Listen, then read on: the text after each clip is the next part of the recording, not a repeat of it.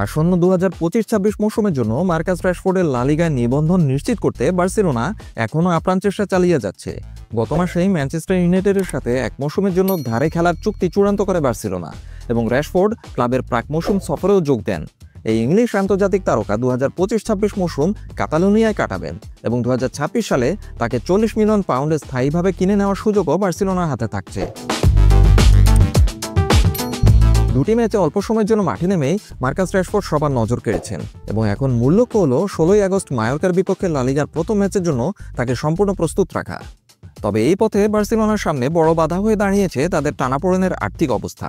একদিকে যেমন মার্ক-আন্দ্রে টের স্টেগেনের চোটের কারণে গোলকিপার জোয়ান গার্সিয়াকে নিবন্ধন করানোর পরিকল্পনা চলছে, তেমনি রাশফোর্ডের নিবন্ধনের পথ সহজ করতে মার্ক কাসাদোকে বিক্রি করে দেওয়া হতে পারে।